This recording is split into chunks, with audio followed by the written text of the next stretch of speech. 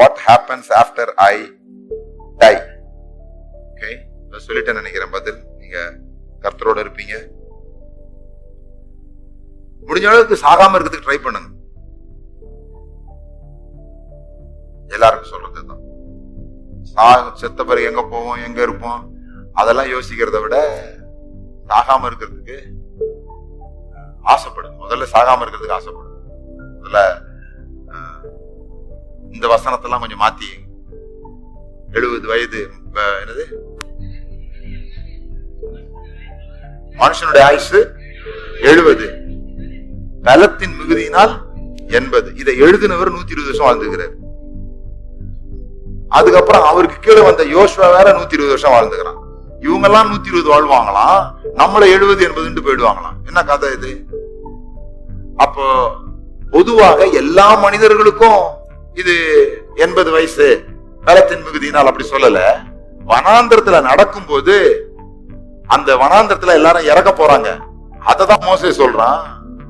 எப்படியும் 40 வருஷத்துக்குள்ள என்ன பண்ணிடுவாங்க, எல்லாருமே அந்த குரூப் இறந்துருவாங்க. அததான் மோசே சொல்றாரு, இந்த மாதிரி எங்களுடைய ஆயுசு நாட்கள் என்ன பண்ணுது, நாங்கள் எங்கள் நாட்களை ஒரு கதை போல கழித்து போட்டோம், உங்களுடைய கோபத்திலே இதெல்லாம் போயிடுச்சு, எங்க ஆயுசு நாட்கள் 70, பலத்தின் மிகுதியினால் 80 அப்படின்னு சொல்லி. சோ அந்த மாதிரியான தாட்ஸ், அந்த மாதிரியான ஐடியாஸ் உள்ளுக்குள்ள ஃபார்ம் ஆயிருக்கிறதுனால அந்த மேப்பை நம்ம மாத்தணும்.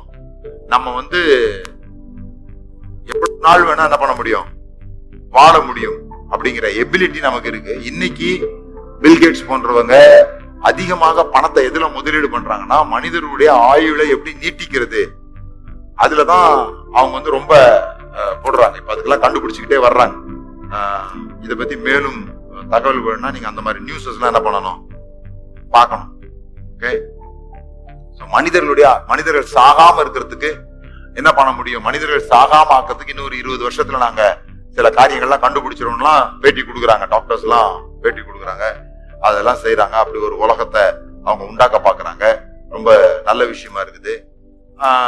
ஆனா செத்துதான் அவன் அடம் பிடிக்கிறவங்க ஒண்ணும் செய்ய முடியாது, சாகலாம், அதெல்லாம் பிரச்சனை. ஆனா நான் சொல்றது செவ்வாய்க்கிழமை நைட்டு 8 மணிக்கு ஹார்ட் அட்டாக்ல இவன் சாவான் அப்படின்னு அங்க யாரும் எழுதி வைக்கல. எல்லாம் விதிப்படிதான், அதெல்லாம் இல்ல. கடவுள், இதெல்லாம் கடவுள் கையில இருக்குதுங்க, கடவுள் எழுதி வச்சுக்கிறாருங்க, அப்படி கிடையாது.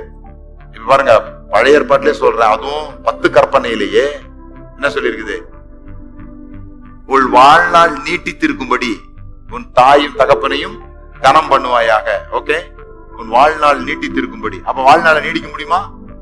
மரணமும் ஜீவனும் நாவின் அதிகாரத்தில் இருக்கிறது. அப்போ நல்ல வார்த்தைகளை, நல்ல நாட்களை காண விரும்பி, ஜீவனை விரும்பி நல்ல நாட்களை அபேட்சிக்கிற மனுஷன் அவன் தன் உதடுகளை காத்து நல்ல வார்த்தைகளை பேசும்போது வாழ்நாள் நீடித்து இருக்கிறதுக்கு முடியும் அப்படின்னு பைபிள் என்ன பண்ணுது சொல்லு. காலத்துக்கு முன்பே நீ ஏன் சாக வேண்டும், மிஞ்சின நீதிமானாயிராதே, நூதன சிஷ்யனாயிராதே, காலத்துக்கு முன்பே நீ ஏன் சாக வேண்டும், இதெல்லாம் இருக்குது. சோ காலத்துக்கு முன்னாலே நீங்க சாகலாம், உங்களுடைய வாழ்நாளை நீங்க என்ன பண்ணிக்கலாம், நீட்டித்து இருக்கலாம். கேள்வி என்னன்னா, நீட்டிச்சு என்ன பண்ண போறோன்றதுதான். சில பேருக்கு புரியல. இப்ப ஏன் சோர்ந்து போறோம்னா, இப்பமே ஒண்ணும் செய்யல, இன்னும் கொஞ்ச நாள் இருந்து மட்டும் என்ன செய்ய போறோன்றதுதான்.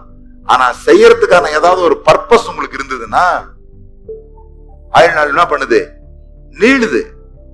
உங்களுக்கு ஒரு நோக்கம் இருக்குது, ஒரு இதை செய்து சாதிக்கணும்ன்ற ஒரு கனவு இருக்குதுன்னு சொன்னா அதுக்கான ஜீவனை உள்ள இருந்து என்ன பண்ணுது, அது உற்பத்தி